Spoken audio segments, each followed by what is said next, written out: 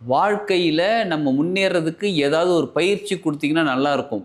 நாங்கள் தொடர்ச்சியாக செய்கிறதுக்கு நாங்கள் முயற்சி செஞ்சு செய்கிறோம். ஏதாவது ஒரு பயிற்சி கொடுத்தா நல்லாயிருக்கும். எங்களுக்கு வாழ்க்கையில் வழிகாட்டுதல் ஒருத்தர் தேவைப்படுறாங்க.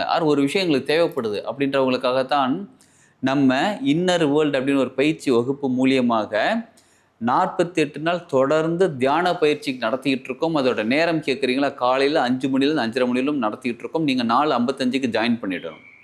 அதில் கலந்துக்கிறதுனால என்னென்ன நன்மைகள் நடக்கும்னு கேட்குறீங்களா? தியான பயிற்சியில் நம்ம எதையுமே வெளியிலேருந்து எடுத்துகிட்டு வர போகிறது கிடையாது. வெளியிலேருந்துனா நம்ம வெளி உலகத்தை திங்க் பண்ணியோ வெளி விஷயத்தை திங்க் பண்ணியோ எதையுமே பண்ண போகிறது கிடையாது. சரிங்களா? உங்கள் வாழ்க்கை முன்னேற வேண்டும் என்றால் நீங்கள் எதை கவனிக்க வேண்டும் தெரியுங்களா?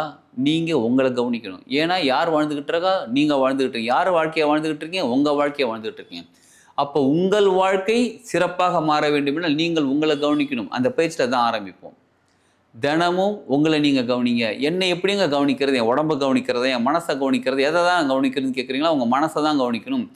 மனசை எப்படிங்க கவனிக்கிறது? என்ன கவனிக்கிறதுன்னு கேட்குறீங்களா? மனசில் என்ன எண்ணங்கள் வருதுன்னு முதல்ல கவனிங்க. காலையில் ஏந்திரிச்சு உட்காடுறோம், ஏந்திரிச்சு ஃப்ரெஷ் ஆகிட்டு வரோம், குளிச்சுட்டு அப்படியே ரெடியாக வந்து உட்காரோம். உட்காந்த பிறகு மனசில் முதல்ல எண்ணம் வருது, அதை இப்போயே கவனிச்சு பாருங்களேன். ஜஸ்ட் ஒரு சிம்பிள் விஷயந்தான். இப்போ என்ன பண்ணுங்க, வீடியோ அப்படியே பாஸ் பண்ணிக்கோங்க. ஒரு நிமிஷம் அமைதியாக கண்ண மூடி உட்காந்து உங்கள் மனசில் என்னென்ன எண்ணங்கள் வருதுன்னு கவனிச்சு பாருங்களேன். அதை அப்படியே எழுதுங்களேன். உங்கள் மனசில் வரக்கூடிய எண்ணங்களை அப்படியே எழுதிட்டு ஒரு ஒரு அரை மணி நேரம் கூட டைம் எடுத்துக்கோங்க. அது என்ன எண்ணமாக இருந்தாலும் பரவாயில்ல. உங்களை பற்றி நீங்கள் என்ன நினச்சிட்டு இருக்கீங்க, மற்றவங்களை பற்றி என்ன நினச்சி நீங்களே எதுவும் தாட் ப்ராசஸ் திங்கிங் கொண்டு வர வேணாம். எந்த எண்ணம் வந்தாலும் பரவாயில்ல, அது எழுதுங்களேன். எழுதிட்டு அதை நீங்கள் படித்து பாருங்கள். உங்களுக்கே காமெடியாக இருக்கும். என்னடா அது இப்படிப்பட்ட குழப்பமாக இருக்குது, ஒருத்தன் எவன்டாவன்னு நீங்களே யோசிப்பீங்க.